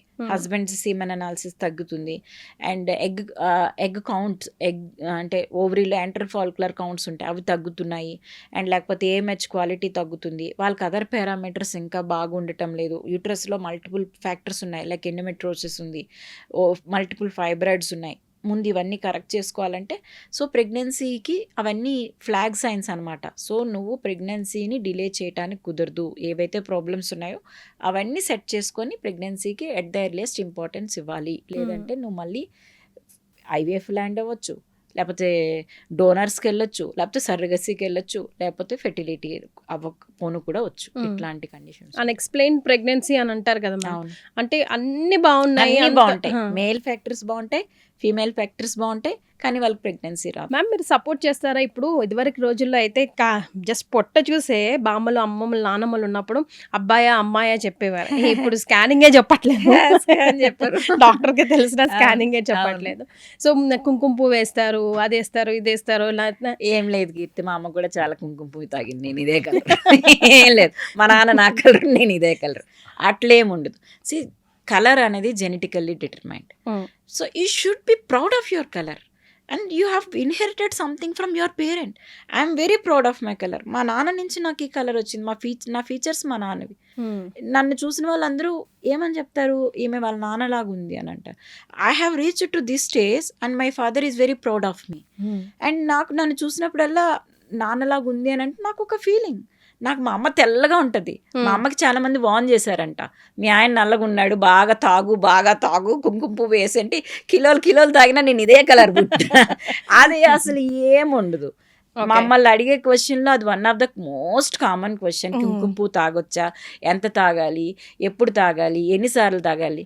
మేము ఒక చాలా సార్లు చెప్పడానికి ట్రై చేస్తాం, నువ్వు ఏ తాగినా నీ కలర్ రావుది, ఆల్రెడీ డిటర్మైన్ అయ్యి ఉంటుంది, అదే వస్తుంది. ఒక్క ఇంచు కాదు, ఏమనాలి, ఒక ఫ్రాక్షన్ కూడా ఏం మారదు. కాకపోతే వాళ్ళకి ఒక సాటిస్ఫాక్షన్. వాళ్ళు బాధ పెట్టడం ఎందుకు, తాగుతామంటే తాగు, ఏముంది, నీ డబ్బులు నువ్వు ఖర్చు పెట్టుకో, తాగు, ఎన్నిదైనా తాగు, దాంట్లో ఏం చేంజ్ ఉండదు. మ్యామ్ ఒక secret question, open secret question, జెండర్ని కూడా అడుగుతూ ఉంటాను, అడుగుతారు ఏమన్నా చేయండి, నా అమ్మాయి పుట్టారు మేడం చేయండి అని అడుగుతారు. నిజంగా అసలు మెడికల్ సైన్స్ హిస్టరీలో అలా ఉందా, అలా చేయగలుగుతామా అంటే కొంతమంది డెస్పరేటెడ్ ఫెలోస్ ఉంటారు, ఆడపిల్లలు పుడితే వదిలేసిన వాళ్ళు చాలా మంది, మనం ఎన్ని కేసెస్ చూస్తాం. అట్లా ఏడ్చుకుని మీ దగ్గర చెప్పిన వాళ్ళు ఉండుంటారు, అబ్బాయి పుట్టకపోతే నన్ను వదిలేస్తారండి. మీరు అన్నది కరెక్టే. చాలా మంది మా దగ్గరికి 3rd ప్రెగ్నెన్సీకో 4th ప్రెగ్నెన్సీకో మాకు ఈసారి అబ్బాయి కావాలి, జెండర్ బయాస్ అబ్బాయి కావాలని వస్తారు. అది మన చేతిలో ఉండదు, అది ఎట్టి పరిస్థితుల్లో మన చేతిలో ఉండదు. ఓకే. అండ్ తర్వాత ఏంటి, మేము డెలివరీ చేస్తాం కదా, సెకండ్ ఏంటి, నార్మల్ డెలివరీ అయితే ఫ్యామిలీ ప్లానింగ్ ఇమ్మీడియట్గా చెయ్యం, కానీ సి సెక్షన్ అయినప్పుడు బేబీ బాగుంటే, సెకండ్ డెలివరీ అయితే మేము యూజువల్గా వాళ్ళకి ఒక ఆప్షన్ ఇస్తాం, బేబీ బాగుంటే ఫ్యామిలీ ప్లానింగ్ చేయమంటారా లేదా అంటే. ఇప్పటికీ కూడా I see 20 to 30% of the couples ఒప్పుకోరు. మాకు అమ్మాయి అయితే చెయ్యొద్దు అని అంటారు. అంటే ఫస్ట్ అమ్మాయి, సెకండ్ కనుక అమ్మాయి అయితే వద్దని చెప్తారు. నేను చెయ్యను, ఎందుకంటే I have to respect them. నేను వీళ్ళకి ఎగెనెస్ట్ గా నేను చేయడానికి లా ఉండదు. కాకపోతే నేను చెప్తాను, 3వది కూడా మీకు అమ్మాయి పుడుతుంది చూడండి అని చెప్తాను. సీ ద థింగ్ ఈస్, నువ్వు 2 అమ్మాయిలని నువ్వు బాధపడుతున్నప్పుడు 3వ అమ్మాయిని నువ్వు ఎట్లా, నువ్వు గెస్ చేయలేవు. 3వది అమ్మాయి వస్తుంది, అబ్బాయి వస్తుంది, నువ్వు గెస్ చేయలేవు. 3వది కూడా అమ్మాయి పుడితే ఏం చేస్తావు నువ్వు ఇద్దరికే బాధపడితే 3వ అమ్మాయికి ఎంత స్ట్రగుల్ అవుతుంది. అండ్ ఈ రోజుల్లో మనకే మనం పెట్టుకోవటానికి ఇబ్బంది అవుతుంది. ఆల్రెడీ ఒక 2 అమ్మాయిలు ఉన్నారు, నువ్వు ఇంకొక 2 అమ్మాయిలు కాదు, 2 చిల్డ్రన్, ఇంకొక 3rd చైల్డ్ని తెచ్చి వాళ్ళని బాధ పెట్టడం, ఈ ఉన్న వాళ్ళిద్దరికి మంచి ఫెసిలిటీస్ ఇవ్వటం, ఎంతసేపు నువ్వు పుట్టిన వాళ్ళకి ఇవ్వడమేనా, నీకంటూ నీకేం ఉండదా? మరే నువ్వు లైఫ్ మనకి లివ్ చేయాలి, మనం ఎంజాయ్ చేయాలి, మనం బయటికి తెచ్చిన పిల్లలకి మంచి ఫెసిలిటీస్ ఇవ్వాలి. నువ్వు ఎంతసేపు వాడొస్తే వాడిని పెంచుతా, వాడెప్పుడో నాకు ఇస్తాడు, అప్పుడు నేను ముసలైపోతానంటే వాడు ఎప్పుడు బతకాలి, ఎప్పుడు వాడు ఓన్ జనరేషన్ లో వెళ్ళి నిన్నెప్పుడు వాడిని ఎత్తిన పెట్టుకు తిప్పాలి. అదే వాడిని పెంచి పోషించే బదులు అదే డబ్బులు నువ్వు నీకు ఖర్చు పెట్టుకో. నువ్వేమేమి చేయాలనుకున్నావు అది నువ్వు ఎంజాయ్ చేయి. ఎవ్వడూ వచ్చి ఈరోజు ఆడపిల్లలకి ఏం తక్కువ, ఆడపిల్లలకి ఏం తక్కువ. నేను మా అన్నయ్య నేను ఇద్దరం ఈక్వల్గా చూస్తాం మా నాన్నని. మా కో సిస్టర్ ఉంది, మా కో సిస్టర్ వాళ్ళు 3 అమ్మాయిలే. షీఈస్ టేకింగ్ కేర్ ఆఫ్ వాళ్ళ 3 అమ్మాయిలు వాళ్ళ ఫాదర్ని ఎంత చక్కగా చూస్తారు. ఇప్పుడు నేనంటే నాకు అన్నయ్య ఉన్నారు, మా అన్నయ్య ఎంత ఈక్వల్గా చూస్తాడు, నేను అంత ఈక్వల్గా చూస్తాను. మా కో సిస్టర్ 3 అమ్మాయిలు ఈక్వల్ రెస్పాన్సిబిలిటీ. 2 యుఎస్లో ఉన్నా కానీ ఆ అమ్మాయి ఇక్కడే ఉంటుంది, వాళ్ళ ఫాదర్ని టేక్ కేర్ చేస్తుంది. అండ్ నాకు కొలీగ్స్ చాలామంది అమ్మాయిలు అయితే ఏం తక్కువ, అమ్మాయి అయితే ఏముంది, నేను నీకు ఇచ్చిన ప్రేమనే వాళ్ళకి కూడా ఇచ్చి ఉంటారు, వాళ్ళకి ఇచ్చిన ప్రేమనే. అండ్ దట్ ఇప్పుడున్న గుడ్ థింగ్ ఏంటంటే అబ్బాయిల యాటిట్యూడ్ కూడా కొంచెం చేంజ్ అయింది డెఫినెట్గా. నేను ఇంత చేయగలుగుతున్నాను అంటే మా హస్బెండ్ నాకు సపోర్ట్ చేయకపోతే నేను చేయలేను, నా అత్తమామ సపోర్ట్ చేయకపోతే నేను చేసి ఉండేదాన్ని కాదు. నాకన్నా గట్టిగా మాట్లాడితే మొన్న మా ఫాదర్ మెడికల్ ఎమర్జెన్సీస్లో ఉన్నప్పుడు మా అత్తగారు, మా మామగారు, మా హస్బెండ్ ఎక్కువ చూసుకున్నారు నాకన్నా. అంటే ఆ యాటిట్యూడ్ మారుతుంది. ఆ యాటిట్యూడ్ మనం మారేటట్టు మనం కూడా క్రియేట్ చేయగలుగుతున్నాం. మనం వాళ్ళని బాగా చూసుకోగలిగితే వాళ్ళు కూడా మనల్ని బాగా చూసుకుంటారు. అంతే. ఇట్ ఈస్ ఆల్ అబౌట్ అది చెయ్యాలి అంటే నువ్వు ఫైనాన్షియల్గా స్ట్రాంగ్ ఉండాలి. అమ్మాయిగా నువ్వు స్ట్రాంగ్గా ఉంటే you can take care of your parents. నువ్వు పేరెంట్స్ని చూడొచ్చు, మీ అత్తగారిని చూడొచ్చు, మీ మామగారిని చూడొచ్చు, వాళ్ళ ఫ్యామిలీని చూడొచ్చు, మీ ఫ్యామిలీని కూడా చూసుకో. చాలా చిన్న వయసులోనే ఆడపిల్లలు ఈజీగా ప్యూబర్టీ ఏజ్కి దగ్గర అవుతున్నారు. మేబీ 7-8 ఇయర్స్కే సమ్ టైమ్స్. ఎందుకు అలా జరుగుతుంది, ఎలా తెలుసుకోవడం, వీళ్ళు మెనిస్ట్రల్ స్టేజ్కి వస్తున్నారు ప్యూబర్టీ ఏజ్ స్టేజ్ నుంచి అని ఎలా గమనించుకోవడం? అవును, ఈ మధ్య పాపం ఈ ప్రతి మదర్కి కూడా ఒక టెన్షన్. ఒక పాపకి 8-9 years వచ్చేసిందని అంటే ఎక్కడ మెన్స్ట్రుయేషన్ వచ్చేస్తుంది అని చేంజెస్. సో ప్యూబర్టీ అనేది మెడికల్ టర్మ్స్లో ఏంటి అంటే మెన్స్ట్రుయేషన్ని మెనార్కీ అంటారు. దానికన్నా ముందర కొన్ని స్టేజెస్ ఉంటాయి. ఆ స్టేజెస్లో కొన్ని ఏంటంటే breast changes, pubic hair changes, growth spurt, వీటన్నిటితో పాటు కొన్ని సైకలాజికల్ చేంజెస్. ఇవన్నీ ఒకటి తర్వాత ఒకటి అవుతున్నాయి అని అంటే దాని అర్థము ఈ గర్ల్ ప్యూబర్టీకి రెడీ అవుతుంది అంటే మెన్స్ట్రుయేషన్కి రెడీ అవుతుంది అర్థం. ఎప్పుడైతే మదర్ ఈ చేంజెస్ అన్నీ నోటీస్ చేస్తారో అప్పుడు మదర్ తను ప్రిపేర్ అయ్యి ఆ బేబీని కూడా ప్రిపేర్ చేయాలి, గర్ల్ చైల్డ్ని కూడా ప్రిపేర్ చేయాలి. ఎలా? సో ఆమెకి చెప్పేదంతా నీకు ఒక మెన్స్ట్రువల్ స్టేజ్ వస్తుంది. మెన్స్ట్రువల్ స్టేజ్ అంటే నువ్వు భయపడిపోయే పద్ధతి అయితే కాదు. Every month your body will show some changes and అది నీకు మెన్స్ట్రువల్ బ్లడ్ రూపంలో బయటకు వస్తుంది and you need to respect. అప్పుడు కొంచెం బాడీ డిస్కంఫర్ట్ అనిపిస్తూ ఉంటుంది, సమ్టైమ్స్ కొంచెం పెయిన్ వస్తుంది, but that is not a permanent, that can be tackle with some rest. And కొంచెం అవసరమైతే ఇంకా ఎక్కువ నొప్పి వస్తే చిన్న ట్యాబ్లెట్ వేసుకున్నా కూడా సెట్ అవుతుంది అని మెంటల్గా అమ్మాయిని ప్రిపేర్ చేస్తే ఆమె భయపడదు. చాలామంది పిల్లలు మెన్స్ట్రుయేషన్ వస్తే ఇంటికి అతుక్కుపోయి ఆడుకోకుండా యూనో ఈ శానిటరీ నాప్కిన్ ఎడ్యుకేషన్ లేకుండా ఇప్పటికీ చాలా మందికి నాప్కిన్స్ కానీ ఈ శానిటరీ ప్యాడ్స్ కానీ ప్రాపర్గా అవైలబిలిటీ లేక స్కూల్స్ మిస్ అవుతూ ఉంటారు. సో గవర్నమెంట్ ఆర్గనైజేషన్స్ ఇప్పుడు చాలా వరకు ఈ శానిటరీ నాప్కిన్స్ అవన్నీ ఇస్తున్నాయి డెఫినెట్గా, అది మంచి ఇనిషియేటివే.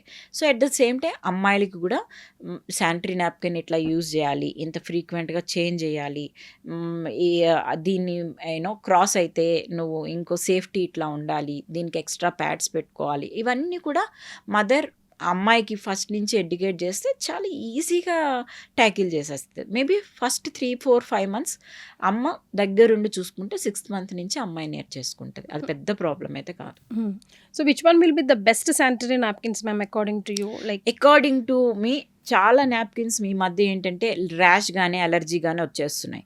సో ఏదైనా కానీ సాఫ్ట్ కాటన్ అనేది ఏదైనా మంచి క్లాత్ రిలేటెడ్ కానీ సాఫ్ట్ కాటన్ ఉన్న నాప్కిన్స్ ఏవైనా కానీ మంచిదే. రైట్ మ్యామ్, ఎర్లీగా ప్యూబర్టీ ఏజ్ రాకుండా ఏమన్నా ఇప్పుడు 7-8 ఇయర్స్కి ఎందుకు మరి ఏంటి దీనికి ఆప్షన్ ఆపాలి అని అనుకుంటే గ్రోత్ హార్మోన్స్ కొంతమంది సజెస్ట్ చేస్తారు, కొంతమంది సజెస్ట్ చేయరు. సో తీసుకోవడం ఎంతవరకు అది హెల్ప్ఫుల్ అవుతుంది?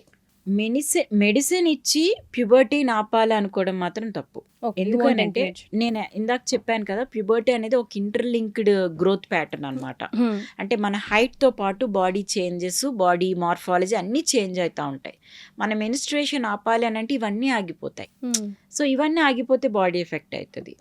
Let the process come in. ఈ ప్యూబర్టీ అనేది 2 ఫ్యాక్టర్స్ పైన డిపెండ్ అయి ఉంటుంది.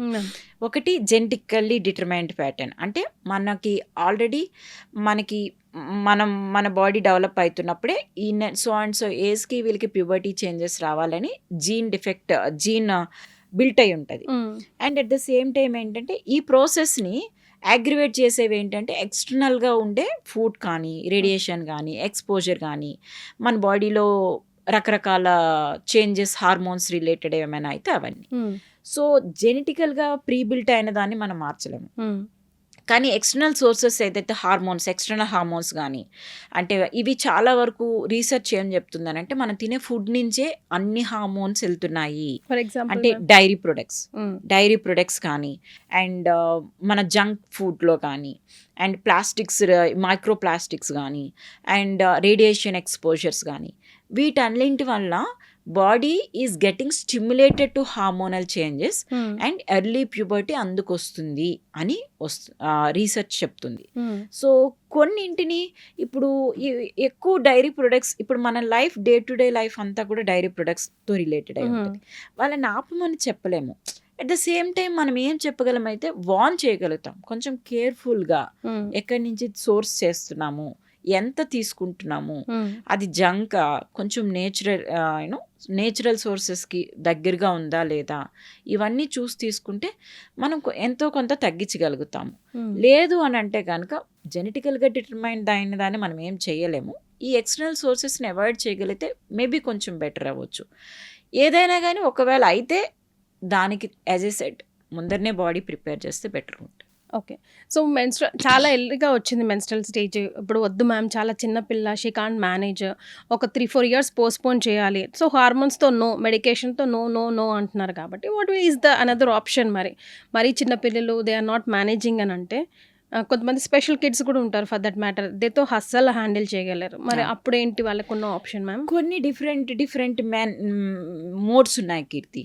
సో నేనే కాదు, ఏ గైనకాలజిస్ట్ కూడా ఈ పీరియడ్స్ని పోస్ట్ పోన్ చేయండి, పీరియడ్స్ని స్టాప్ చేయండి అని ఎవ్వరికి చెప్పరు. They have to use to it. ఎందుకు అని అంటే వాళ్ళ యూట్రస్ అన్నది బాడీలో జరిగే హార్మోనల్ చేంజెస్, బ్లడ్ సప్లైతో పాటు ఆ యూట్రస్ కూడా చేంజెస్ అవుతాయి. ఎందుకు? ఇంకా డౌన్ ద లైన్ వచ్చే బేబీ కోసము ప్రిపేర్ అవటము, దానికి తగ్గట్టుగా రిప్రొడక్టివ్ ఏజ్కి తగ్గట్టుగా ప్రిపేర్ అవుతా ఉంటాం ఈ స్పెషల్ చిల్డ్రన్. సో అందుకని వీటికి మనం ఆపకూడదు. ఇంకా స్పెషల్ చిల్డ్రన్ అట్లా ఉన్నారే, వాళ్ళకి చాలా మంచి సొల్యూషన్స్ ఉన్నాయి. సో స్పెషల్ చిల్డ్రన్కి వాళ్ళకి కూడా ఒక డిఫరెంట్ కేటగిరీస్ ఉంటాయి. వాళ్ళ బ్రెయిన్ డెవలప్మెంట్ ఎంత ఉంది, వాళ్ళకి సపోర్ట్ సిస్టమ్ ఎంత కావాలి అనేది కూడా ఉంటుంది. సపోర్ట్ సిస్టమ్ చాలా ఎక్కువ ఉండాల్సిన అవసరం ఉంది. వాళ్ళకి మనమే హెల్ప్ చేయాల్సి వస్తుంది అని అంటే మెన్స్ట్రుయేషన్ వాళ్ళకి ఆపే పద్ధతులు చాలా ఉన్నాయి. ఓకే. ఇప్పుడు సేఫెస్ట్ అసలు బాడీలో ఏ రకమైన సైడ్ ఎఫెక్ట్ కూడా ఉండదు. కొన్ని మైక్రోవేవ్ అబ్లేషన్స్ అని ఉంటాయి, లేకపోతే థెర్మల్ అబ్లేషన్స్ అని ఉంటాయి, అండ్ లేకపోతే క్యూరేటేజ్ అబ్లేషన్స్. ఎండోమెట్రియం ఏదైతే మనకి ఎవ్రీ మంత్ బయటకు వస్తుందో మెన్స్ట్రుయేషన్, ఆ ఎండోమెట్రియం లేయర్ ఫామ్ కాకుండా ఆపే పద్ధతులు ఉంటాయి. ఇంకా అన్నిటికన్నా ఇంకా చిన్న సేఫ్టీ మెథడ్ ఏంటంటే కాపర్టీ డివైస్ ఉంటుంది కదా, అందులో 3rd generation కాపర్టీస్ ఉంటాయి. 3rd generation కాపర్టీస్లో మెడిసిన్తో వస్తాయి. అది కనుక ఆ పిల్లల యూట్రస్లో పెట్టేస్తే అది లోపలే మెడిసిన్ ఉంటుంది, బాడీలో అదర్ బాడీ పార్ట్స్ మీద యాక్ట్ చేయదు. అదేం చేస్తుంది అంటే ఎవ్రీ టైం మనకి మంత్కి మెన్స్ట్రుయేషన్ వచ్చేది ఆపేస్తుంది. సో 5 years వరకు మెడిసిన్ పనిచేస్తుంది. 5 years తర్వాత you just need to replace it అంతే. సో ఆ చైల్డ్ పాపం వాళ్ళకుండే ట్రామా, వాళ్ళకుండే కేరు, అది పేరెంట్కి చాలా బర్డెను. ఆ పిల్లలకి పాపం చాలా తెలీదు. అసలు పేరెంట్ కంటే తెలుస్తూ ఉంటుంది, ఆ పిల్లలకి తెలీదు ఎట్లా కేర్ చేసుకోవాలి, ఇది మెన్స్ట్రుయేషన్ ఇది వస్తే నేను ఏం చేయాలి అదన్నీ తెలీదు. సో వాళ్ళకి సింపుల్గా మెన్స్ట్రుయేషన్ హెల్దీగా వాళ్ళ బాడీ పార్ట్స్ ఏం ఎఫెక్ట్ కాకుండా హార్మోన్స్ డిస్టర్బెన్స్ లేకుండా ఆపగలిగినాం అనుకోండి, that is the major gift we can give to them. So in future కూడా వాళ్ళకి ఏం ఎఫెక్ట్ ఏం ఎఫెక్ట్ యాజ్ యూజువల్గా ఉంటుంది. ఓకే. సో మ్యామ్ ఇప్పుడు యాజ్ యూ జస్ట్ సెడ్ మన కాన్వర్జేషన్లో పిల్లలు కాలేజ్కి వెళ్ళే పిల్లలు అసలు ఇంట్లో నుంచి బయటకు కూడా రారు. అక్కడ 2-3 days అయితే బిల్కుల్ పడుకున్నారు, అన్ని సప్పరి వేళ అక్కడే కావాలి వాళ్ళకి అన్నట్టుగా ఉంటారు. దానికి తగ్గట్టుగానే పింపుల్స్ రావడం వాళ్ళకి ఎక్కువగా, లేదంటే వేడి చేసేయడం అని, లేకపోతే పిసిఓడి కామన్గా ఉంటున్నాయి ప్రాబ్లమ్స్. ఇవన్నీ ఎందుకు వస్తున్నాయి, వాళ్ళకి ఎందుకు వస్తున్నాయి, దాన్ని ఎలా కరెక్ట్ చేసుకోవడం? పీసీఓడి అనేది రిప్రొడక్టివ్ డిసీజ్ ప్రాబ్లం. మన బాడీలో రకరకాల హార్మోనల్ చేంజెస్ ఏజ్ బట్టి మారుతూ ఉంటాయి. చిన్నప్పుడు మనకు ఉండే హార్మోన్స్ ఒకలాగా ఉంటాయి, ప్యూబర్టీ స్టేజ్ అప్పుడు ఒకటి, రిప్రొడక్టివ్ స్టేజ్ అప్పుడు ఒకటి, తర్వాత ఒకటి. సో ఈ రిప్రొడక్టివ్ స్టేజ్ అండ్ ప్యూబర్టీ చేంజెస్లో ఏమవుతుందంటే రకరకాల మేనిఫెస్టేషన్స్ ఉంటాయి బాడీలో. ఇక్కడ ఫేస్ మీద అన్నిటి మీద హెయిర్ రావటం, లేకపోతే యాక్నే రావటం, అండ్ అన్వాంటెడ్ హెయిర్ రావటము, ఒబెసిటీ రావటము, అండ్ ఈ పార్ట్స్ అన్నీ కూడా పిగ్మెంటేషన్ రావటం, రకరకాల ప్రాబ్లమ్స్ వస్తాయి. ఇవన్నింటికి కూడా కొన్ని మనం అనుకోకపోయినా చేంజెస్ వచ్చేస్తూ ఉంటాయి. ఎందుకు? వాళ్ళకి మెటబాలిక్ సిండ్రోమ్ అని అంటారు. ఇదివరకు పీసీఓడిని పాలిసిస్టిక్ ఒవేరియన్ సిండ్రోమ్ అనేవారు, ఇప్పుడు పిఎంఓఎస్ అని అంటారు, పాలీ ఎండోక్రైన్ మెటబాలిక్ డిసార్డర్స్ అని అంటారు. అంటే ఏంటంటే ఇది ఒక్క ఓవరీస్ నుంచి ఎఫెక్ట్ అయ్యే ప్రాబ్లమే కాదు, బాడీలో మొత్తం అన్ని ఫంక్షన్స్, అన్ని బాడీ పార్ట్స్, అన్ని రిప్రొడక్టివ్, అన్ని ఎండోక్రైన్ సిస్టమ్స్ ఇన్వాల్వ్ అయినాయి అని అంటున్నారు. అంటే మనకి బ్లడ్ సప్లై సిస్టమ్ దగ్గర నుంచి, షుగర్ మెటబాలిజం దగ్గర నుంచి, అండ్ తర్వాత హార్మోనల్ మెటబాలిజం దగ్గర నుంచి, వైటమిన్ మెటబాలిజం దగ్గర నుంచి, లిపిడ్ మెటబాలిజం దగ్గర నుంచి అన్నీ ఎఫెక్ట్ అవుతున్నాయి. అందుకు బయటికి ఎక్స్టర్నల్ ఫీచర్స్ అట్లా వస్తున్నాయి. సో వాళ్ళకి పాపం ఈ డిస్టర్బెన్స్ ఆఫ్ బ్యాలెన్స్ వలన ఈ యాక్నే రావటము, విపరీతమైన హార్మోనల్ డిస్టర్బెన్స్ వచ్చి యాక్నే రావటము, అన్వాంటెడ్ హెయిర్ రావటము, ఇట్లా రకరకాల చేంజెస్ వస్తున్నాయి. సో ఈ అన్ని చేంజెస్ వల్ల ఈ మెన్స్ట్రువల్ డిస్టర్బెన్సెస్ వస్తూ ఉంటాయి.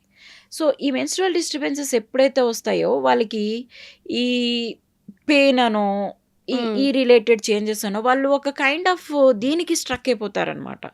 కొంతమందికి పెయిన్ వస్తుంది విపరీతంగా, ఆ పెయిన్ ఎప్పుడైతే వస్తుందో వాళ్ళు బయటకు రావడానికి ఇష్టపడరు. చాలా పెయిన్ మూడ్ స్వింగ్స్, ఆ పెయిన్ కోసం రకరకాల టాబ్లెట్స్ వేసుకోవడము, కొంతమంది అయితే ఇంజెక్షన్స్కి వెళ్ళిపోతూ ఉంటారు. అంతేగాని చిన్న చిన్న రెమెడీస్ ఉంటాయి, అవి ట్రై చేద్దామని అనుకోరు. సో ఆ టైంలో చాలా ఏమన్నారు మీరు అన్నట్టుగా అన్ని బెడ్ దగ్గర తెచ్చి సపర్యలు చేయాలని ఎక్స్పెక్ట్ చేస్తూ ఉంటారు. చిన్న చిన్న రెమెడీస్ ఏంటి మ్యామ్? మీరు అన్నట్టుగా చిన్న చిన్న రెమెడీస్ అంటే ఫస్ట్ థింగ్ ఏంటంటే ఫస్ట్ వాళ్ళు మెంటల్గా ప్రిపేర్ అవ్వాలి. ఇవి నాకు జరిగే నార్మల్ హార్మోనల్ చేంజెస్, ఇది చిన్న చిన్న పెయిన్ వస్తుంది, దాన్ని నేను యాక్సెప్ట్ చేస్తాను అనేది ఫస్ట్ థింగ్. సైకలాజికల్గా చాలా ఇంపార్టెంట్. సెకండ్, ఒక సింపుల్ పారాసిటమాల్ టాబ్లెట్ మీకు వండర్స్ చేస్తుంది, కాకపోతే డోస్ లిమిటెడ్గా తీసుకోవాలి.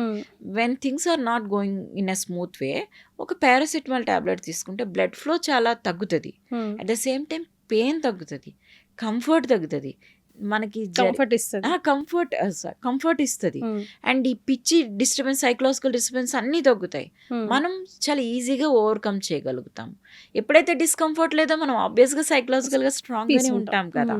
సో ఇంత చిన్న చిన్న రెమెడీస్ వాడచ్చు. అట్ ద సేమ్ టైం మంచిగా రిలాక్సింగ్గా, ఆ టైంలో ఎక్కువ స్ట్రెస్ వర్క్ పెట్టుకోకుండా మనకి ఆ టైంలో చిన్న చిన్న యాక్టివిటీస్కి వెళ్ళటం, నలుగురితో కలవటము, అండ్ చక్కగా హాట్ ఫర్మెంటేషన్స్, హాట్ షవర్స్ తీసుకున్నా కూడా మంచి అప్పుడే ఫ్రెష్గా ప్రిపేర్ చేసిన ఫుడ్ తినటము, ఐరన్ రిచ్ ఫుడ్ తినటము, ఇవన్నీ తీసుకుంటే కూడా 70 to 80% of the times manage చేస్తాం. I'm telling 80% of the times manage చేస్తాం. ఓన్లీ 20% మాత్రమే మేనేజ్ చేయలేము, దానికి డాక్టర్స్ హెల్ప్ కావాలి. మ్యామ్, ఒక గర్ల్ ఆర్ అ ఉమెన్ అడ్యుకేట్గా శానిటరీ ప్యాడ్స్ ఒక రోజులో ఎన్ని చేంజ్ చేసుకోవాల్సిన అవసరం ఉంటుంది? ఎవ్రీ 6 hours ఒకసారి చేంజ్ చేయాలి. మేము పొద్దున వెళ్ళి సాయంత్రం వస్తాం ఆఫీస్, అట్లా అనకూడదు. ఎవ్రీ 6 hours చేంజ్ చేసుకోవాలి, లేదు అట్లీస్ట్ ఎవ్రీ 8 hours చేంజ్ చేయాలి. ఓకే, లేకపోతే కష్టం. అంటే చాలామంది ఏమనుకుంటారు, నాకు ప్యాడ్ తడవలేదు కదా, నేను ఈ ప్యాడ్నే ఉంచుకుంటాను అని కూడా అనుకోకూడదు. ఓకే. ఎవ్రీ 8 అవర్స్కి యూ నీడ్ టు చేంజ్. ఇంకా ప్రిఫరబుల్లీ ఎవ్రీ 6 అవర్స్కి చేంజ్ చేసుకోవాలి. సో ఒక హెల్దీ గర్ల్ ఆర్ ఉమెన్కి కరెక్ట్ పీరియడ్ సైకిల్ ఎన్ని days ma'am? Is it like 26 or 30 days or what? ఐడియల్గా అయితే 28 days అనేది పీరియడ్ క్యాలిక్యులేషన్ టైం. కానీ చాలా మందికి 28 daysకి రాదు, 30 daysకి వస్తుంది, 35 30 కన్నా అబోవ్నే ఉంటుంది. కొంతమందికి మాత్రమే 28 కన్నా తక్కువ ఉంటుంది. కానీ గట్టిగా మాట్లాడితే 21 day నుంచి 45 days సైకిల్ వరకు anything if it is happening regularly that is okay. And main thing ఏంటంటే పరిగెత్తుకుంటూ వస్తారు. 2 రోజులు పీరియడ్ డిలే అయితే పరిగెట్టేస్తారు. నాకు ఎప్పుడు అవ్వలేదండి అంటే అవుతుంది, బాడీ అన్నాక అవుతుంది. నిన్నటికి ఈ రోజుకి ఒక రోజు చేంజ్ అయింది కదా. సో మన బాడీలో ఒక చేంజ్ అవుతుంది కదా. హెడేక్ వస్తుంది, యాక్సెప్ట్ చేస్తాము. ఇంకేదో వస్తుంది, ఇంకెక్కడ బాడీ పెయిన్ వస్తుంది, యాక్సెప్ట్ చేస్తాము. బట్ మెన్స్ట్రుయేషన్ అనేది 1 day డిలే అయిందా మేము చచ్చామే అక్కడ. సో ఎన్ని రోజుల వరకు రాకుండా ఉంటే పర్వాలేదు, సేఫ్ మ్యామ్? మనం 1 month 2 months కూడా వెయిట్ చేయొచ్చు. ఓన్లీ థింగ్ ఏంటంటే when you are not married or when you are not expecting pregnancy you have to make sure that is not pregnancy.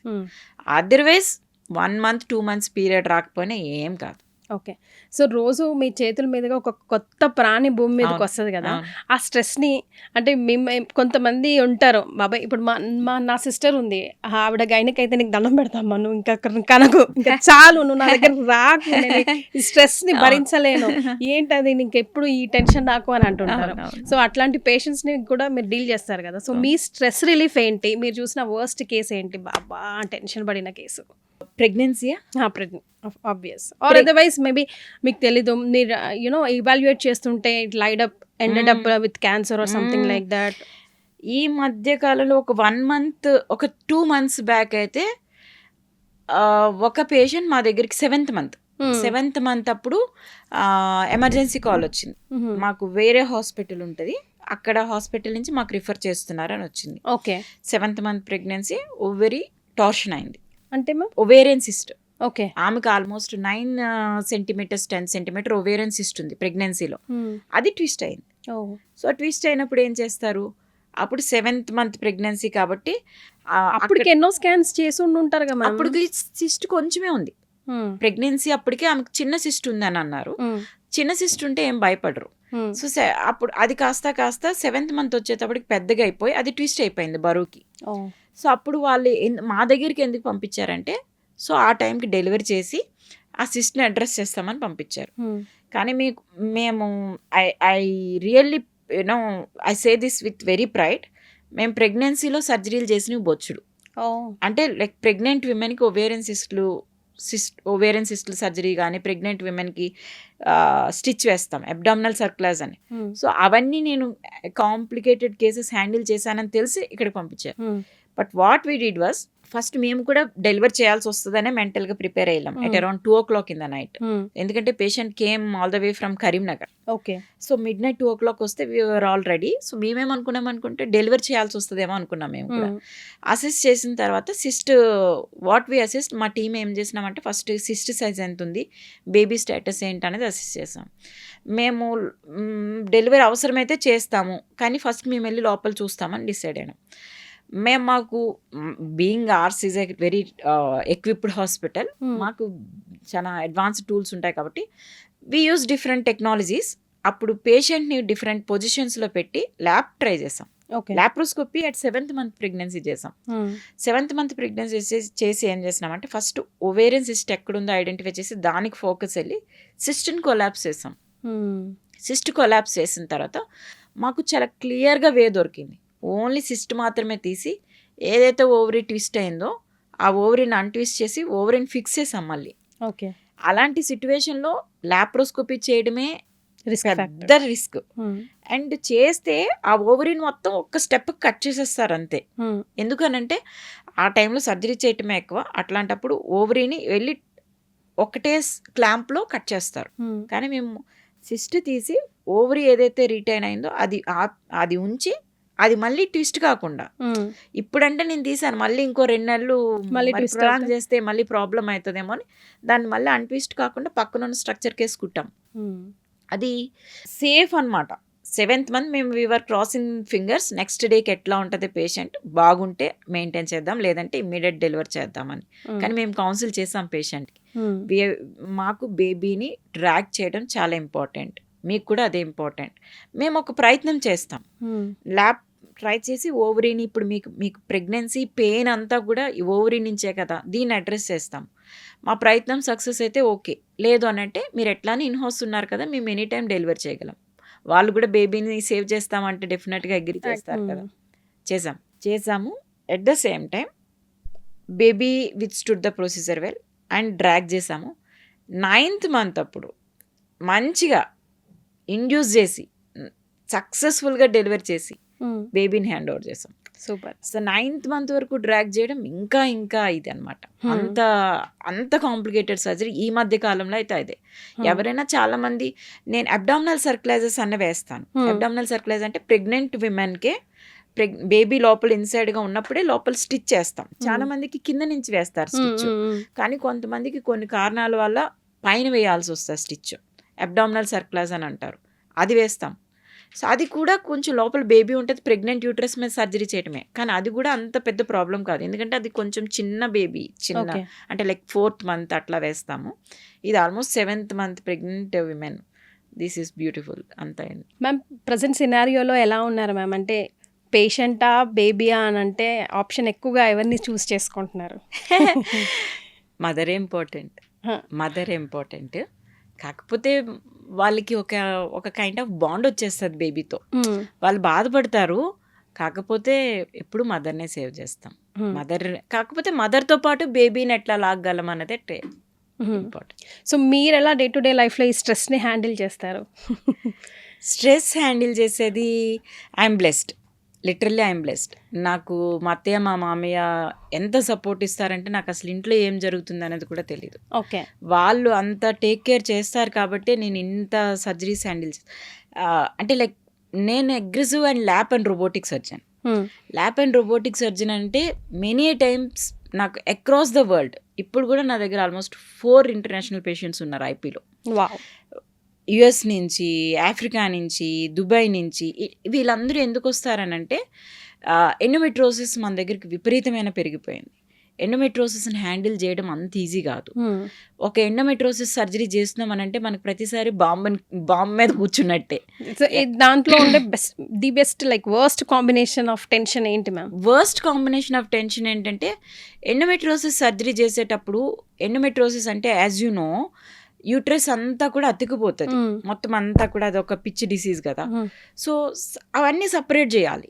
Separate చేసేటప్పుడు ఇంటెస్టైన్ హోల్ పడవచ్చు, ureter whole పడవచ్చు, bladder whole పడవచ్చు. Whole పడితే problem కాదు, repair కూడా చేస్తాము. Repair అయిన తర్వాత డౌన్ ద లైన్ అవి ఎట్లా హీల్ అవుతాయి, అవి పేషెంట్కి రికవరీ ఎట్లా ఇస్తాయి, అండ్ పేషెంట్ ఎంత తొందరగా ఇంటికి వెళ్తారు అనేది చాలా ఇంపార్టెంట్. 99% మాకు ఇంట్రాప్గానే, అంటే సర్జరీ చేసేటప్పుడే డయాగ్నోస్ చేస్తాం చాలా వరకు. కొన్నిసార్లే చాలా డిలేడ్గా డయాగ్నోస్ అవుతూ ఉంటాయి. అలా అవ్వకుండా ఉండాలని ప్రతి సర్జరీ చేసేటప్పుడు కూడా చాలా స్టెప్ టు స్టెప్ ఇది ఓకేనా అని 1కి 2 సార్లు క్రాస్ చెక్ చేసి, మాకు ఒక సర్జరీకి మినిమం 3 గైనకాలజిస్ట్ స్క్రబ్ అవుతాం. నాకు డాక్టర్ కృష్ణ సాయి ఉంది, అంటే నా టీం మెంబర్స్ డాక్టర్ స్నేహ ఉంటారు. వీళ్ళందరూ ఏంటంటే వీఆర్ ఈక్వల్లీ గుడ్ అనమాట.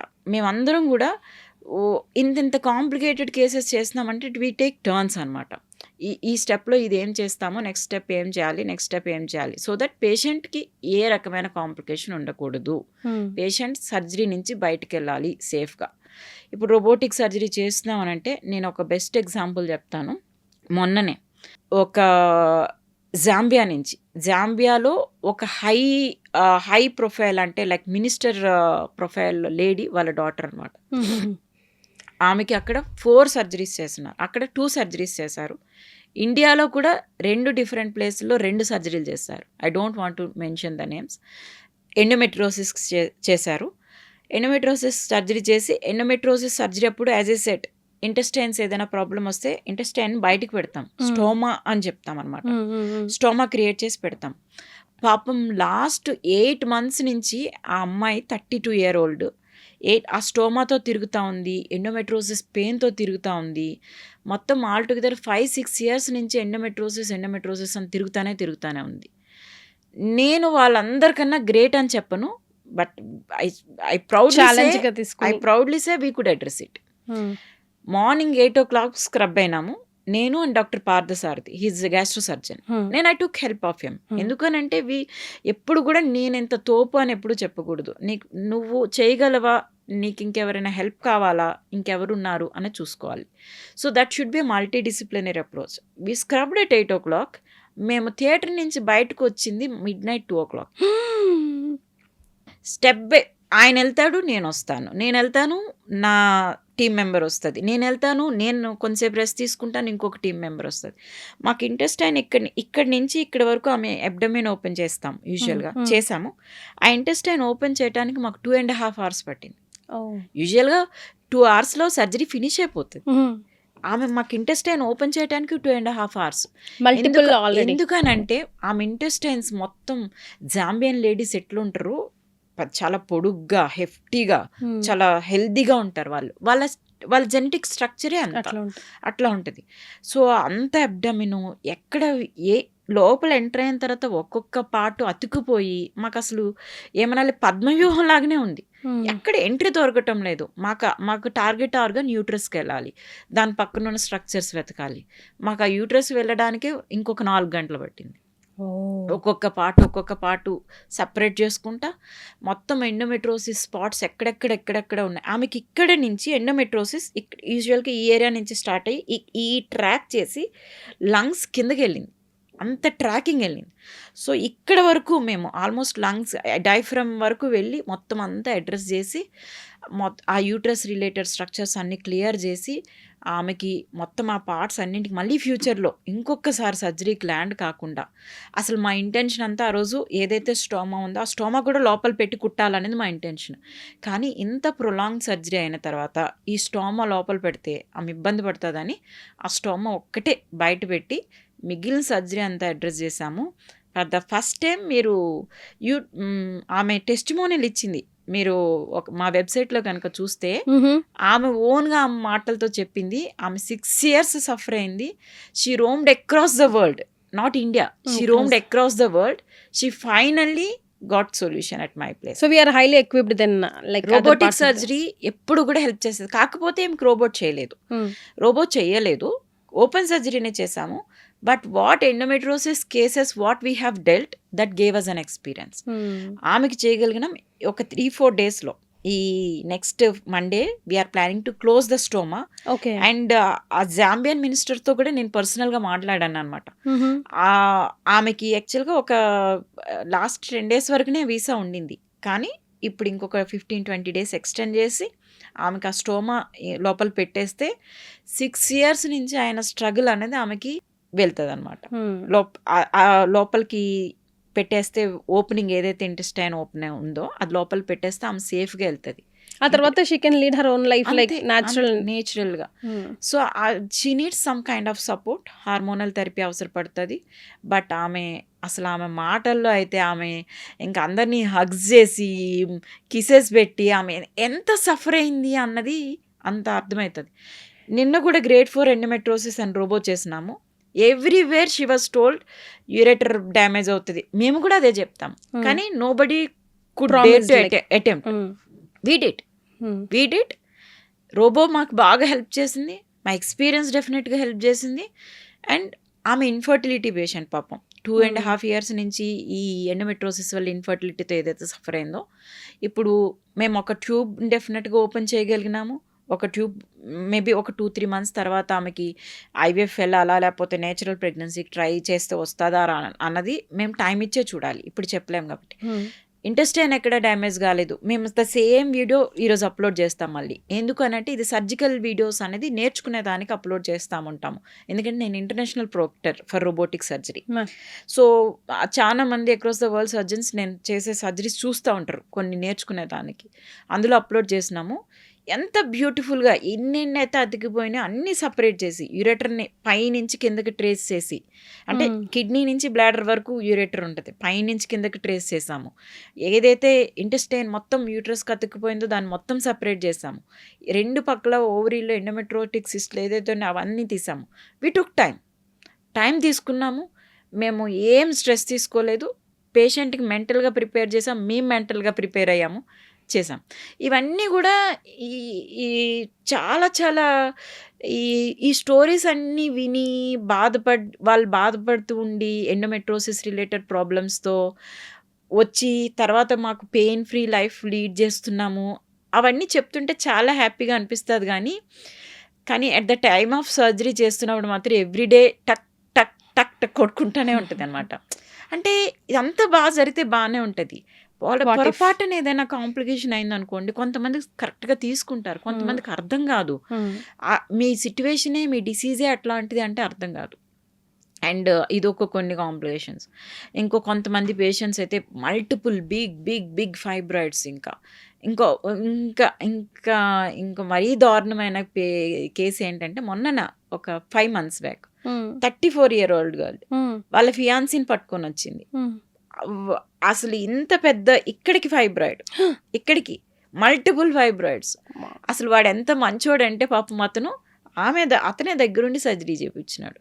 అసలు పేషెంట్ అయితే at the time of surgery ఆ బ్లడ్ లాస్కి అదంతా కూడా ఒక టైంలో కొలాప్స్ అవుతుందేమో అని అనుకున్నాం. కానీ మాకు ఎక్విప్మెంట్ అట్లా ఉంటుంది, బ్లడ్ సపోర్ట్ కూడా అట్లా ఉంటుంది. కాబట్టి దగ్గర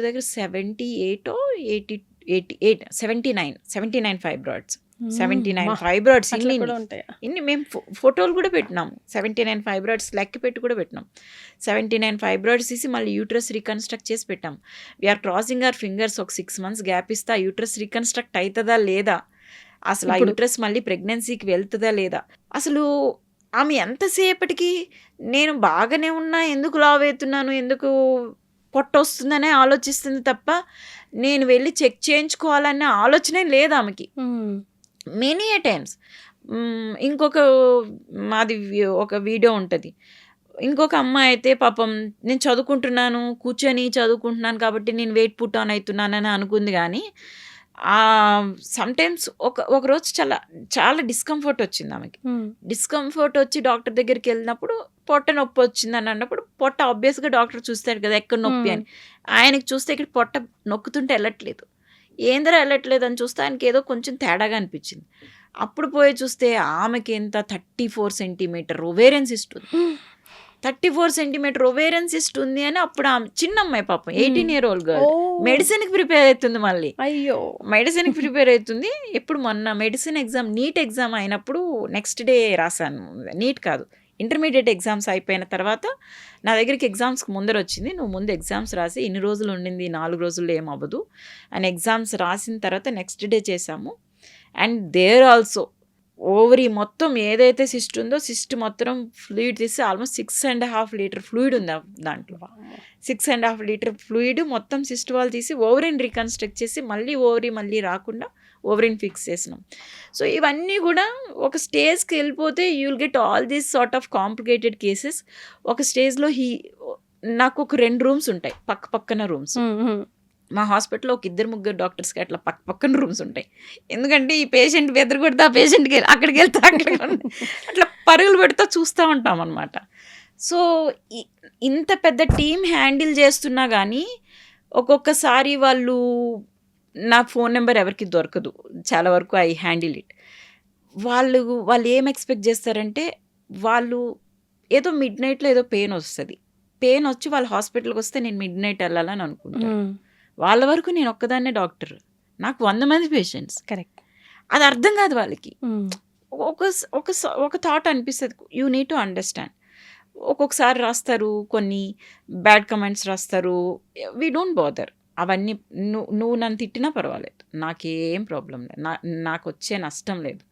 but I will be feeling bad if something happens to you because of my negligence. నా నెగ్లిజెన్స్ వల్ల నీకు ఏదైనా అయితేనే నేను బాధపడతా. అంతేగాని నిన్ను ఎంటర్టైన్ చేయలేదనో, నిన్ను ప్యాంపర్ చేయలేదనో, నీకు ముద్దులు పెట్టలేదనో నువ్వు నన్ను తిడితే నేను అస్సలు పట్టించుకోను. అది అసలు క్వశ్చన్, అవుట్ ఆఫ్ క్వశ్చన్. అసలు నేను క్యాటర్ చేయలేను అంతమందికి కూడా. సో నాకు ఈ ఒక పక్క 4-5 సర్జరీలు థియేటర్స్లో అవుతున్నాయి అంటే నేను కిందన ఓపీడీ చూస్తే ఎట్లా మేనేజ్ చేస్తాం? అదంతా కష్టం. అవన్నీ చెయ్యాలి అని అంటే బ్యాక్గ్రౌండ్ సపోర్ట్ చాలా స్ట్రాంగ్గా ఉండాలి. మా అత్తయ్య మా మామయ్య అట్లా చూస్తారు కాబట్టి I'm lucky to have them. నాకు వర్కర్స్ ఉంటారు, నాకు హెల్పర్స్ ఉంటారు. అండ్ దట్టు నేను ఐ కీప్ ఆన్ ట్రావెలింగ్. అన్ని కంట్రీస్కి వెళ్తాను, ఆఫ్రికన్ కంట్రీస్కి వెళ్తాను, అక్కడ సర్జరీస్ చేస్తాను. శ్రీలంక వెళ్తాను, సర్జరీస్ చేస్తాను. దుబాయ్ వెళ్తాను, స్టిమ్యులేషన్స్ చేసి వస్తాను. లైక్ యూకే, వీటన్ని ఇంటర్నేషనల్ ప్రాక్టర్ కాబట్టి అన్ని కంట్రీస్కి వెళ్తాం. సో ఇవన్నీ పిల్లల్ని వదిలి వెళ్తూ ఉంటాను. వాళ్ళు నాకు అతుక్కుంటారు డెఫినెట్గా పిల్లలు అన్నది. కానీ వాళ్ళకి ఎప్పుడు కూడా మా అమ్మ ఉంటే నాకు ఇది జరుగుండేదేమో అని ఎప్పుడు ఫీల్ కాలేదు. నాకు నా ఫ్యామిలీ బ్యాక్గ్రౌండ్ కానీ నాకు సిస్టమ్ కానీ దేవుడు అట్లా ఇచ్చేసినాడు అంతే.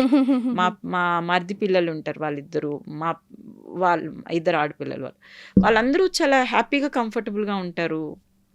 మా హస్బెండ్ కానీ వాళ్ళందరికన్నా నేనే బలాదూర్ తిడుతూ ఉంటాను కానీ but I never felt like నాకు ఇది ప్రాబ్లం. వాళ్ళని మీరు మిస్ అవుతారు కానీ మిమ్మల్ని వాళ్ళు మిస్ అవ్వరు. అది కరెక్ట్ మీరు చెప్పింది అంతే.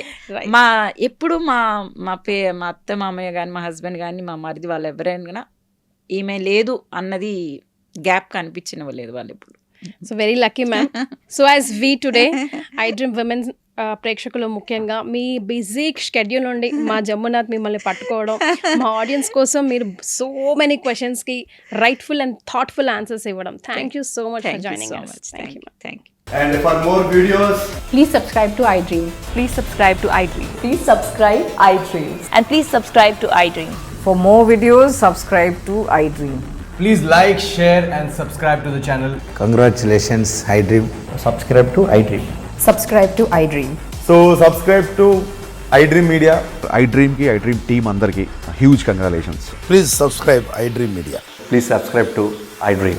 Subscribe iDream. Please subscribe to iDream. iDream అంటే నా కళల ఛానల్ను సబ్స్క్రైబ్ చేసుకున్న నోరు తిరుగుతలేదు, మీరైతే గంట గుర్తు కొట్టండి. For more such videos, please subscribe to iDream. Subscribe to iDream. Please subscribe to iDream. Please subscribe iDream Media. Please do subscribe to iDream. Please subscribe to iDream Media. For best entertainment and information, please subscribe iDream. And don't forget to subscribe to iDream.